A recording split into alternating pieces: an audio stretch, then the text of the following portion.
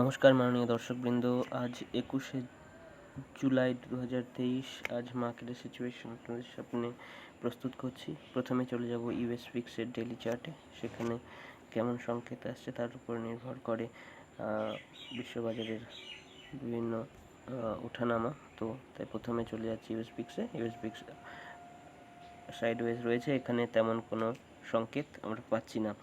US 10-year Bondel data আবার একটু ঊর্ধ্বমুখী হচ্ছে, যেটি একটি আশঙ্কার কারণ হয়ে দাঁড়ায় মাঝে মাঝেই। ইউএস অয়েল অর্থাৎ ক্রুড অয়েলের চার্টে যাব। ক্রুড অয়েলের চার্টেও উত্থান কিন্তু জারি রয়েছে। যে লেভেলে অ্যাকুমুলেশন হওয়ার কথা ছিল সেখানে ফিরে এসে আবার অ্যাকুমুলেটের উপরের দিকে যাচ্ছে। এর উপরে হয়তো 77-এর উপরে আরেকটি ব্রেকআউট আসতে পারে। ইউএস ন্যাসড্যাকের চার্টে কিন্তু পতন ঘটেছে। ন্যাসড্যাকের চার্টে একটি দুর্দান্ত পতন ঘটেছে, এটি সম্ভাব্যই ছিল। মার্কেট 15,181 পর্যন্ত একবার জন্য নিচে দেখা করতে আসতে পারে। S&P 500-এও পতন দেখা যাচ্ছে। এফটিএসি ইউকের মার্কেটে কিন্তু সেরকম পতনের কোনো আভাস নেই। ডাও জোন্সে যাব। ডাও জোন্স কিন্তু এরকম কোনো নিচে আসার প্রবণতা দেখাচ্ছে না, হোল্ড করে আছে উপরের লেভেলটাই। ইন্ডিয়ার ভিক্সে ব্রেকআউট ঘটেছে। এখানে আমরা ইন্ডিয়ার ভিক্সের উত্থান মার্কেটে কিন্তু একটি অস্থিরতা তৈরি করে। 10-year বন্ডেল ভারতের বাজারে এটিও নিম্নমুখী আছে, ট্রেন্ড নিচের দিকে, কিন্তু সামান্য ঊর্ধ্বমুখী আছে, যেটি ভলাটিলিটির জন্য হয়ে থাকে। নিফটি গিফট নিফটি কিন্তু যে উপরের লেভেলে ক্লোজ দিয়েছিল 20,000-20,000-এর কাছাকাছি, 20,000-এর কাছাকাছি যে ক্লোজটা দিয়েছিল গতদিন, সেখান থেকে মার্কেট ফল করে নিচের দিকে এখন চলে এসেছে 19,874, অর্থাৎ 100 পয়েন্টের কাছাকাছি আমরা গ্যাপ ডাউন ওপেন আজকে দেখব। অনেক দিন পর এই গ্যাপ ডাউনটি তৈরি হয়েছে। ডলার ইন্ডেক্সে স্বভাবতই উত্থান ঘটছে, ইউএসডি আইএনআরেও তুলনামূলক উত্থান কিন্তু ঘটেনি, যদিও রেঞ্জ বাউন্ডে রয়েছে মার্কেটটি। ইউরো ইউএসডিতে পতন হওয়ার কথা এবং হয়েছে, যেহেতু ডলার ইন্ডেক্সের সঙ্গে একটি বিরোধাভাস রয়েছে। বল্টিক ড্রাই ইন্ডেক্স ক্রমশ নিম্নমুখী। ইকুইটি মার্কেটে প্রেশার আস্তে আস্তে বাড়ার কথা।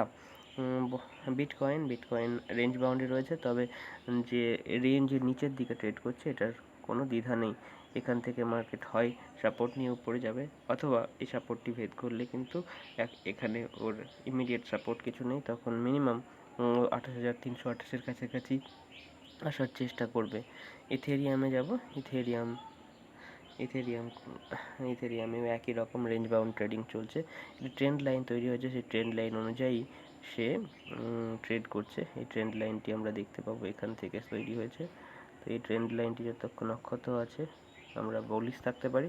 এই ট্রেন্ড লাইন ভেদ করে যদি আসা শুরু করলে সেক্ষেত্রে কিন্তু আমাদের বেয়ারিশ মোমেন্টামের জন্য ট্রেড করতে হবে। ট্রেডের তখন টার্গেট হয়ে যাবে 1767 লেভেল। গোল্ডের চার্টে দেখব। গোল্ডের চার্টে স্ট্রেংথ দেখার কথা, আপডেট হচ্ছে না চার্টটি, সরি। ব্যাংক নিফটি আপডেট হচ্ছে না। গোল্ডের চার্টে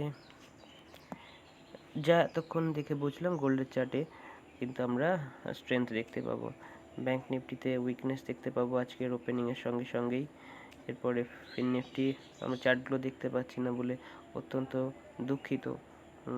হ্যাঁ, এবার চলে এসেছে গোল্ডের চার্টে দেখুন স্ট্রেংথ দেখা যাচ্ছে, গোল্ড স্ট্রং রয়েছে।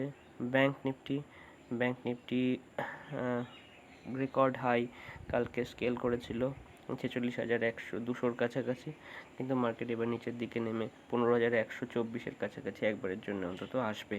ফিন নিফটির চার্টে অসম্ভব স্ট্রেংথ দেখা যাচ্ছিল, 20,572-এ গিয়ে ক্লোজ হয়েছে, কিন্তু আজকে ওপেন হলে 20,200-র কাছাকাছি আসার জন্য একবার চেষ্টা অবশ্যই করবে। নিফটির চার্টে শেষ চার্ট আমরা 20,000-এর কাছাকাছি আমরা কালকে যেতে দেখেছি, কিন্তু আজকে 19,900-র কাছাকাছি ওপেন করলে মার্কেট কিন্তু একবারের জন্য হলেও প্রেশার অনুভব করবে। এই হলো আজকের মার্কেটের আপডেট। আপনারা সাবধানে ট্রেড করতে থাকুন। এই বুলিশনেসে আপনারা যেন অবশ্যই পার্টিসিপেট করবেন। আর বাই অন ডিপস, প্রত্যেকটা ডিপ হচ্ছে আপনার অ্যাকুমুলেট করার অপরচুনিটি, সেভাবে ভেবেচিন্তে ট্রেড করবেন। ভালো থাকবেন, ধন্যবাদ।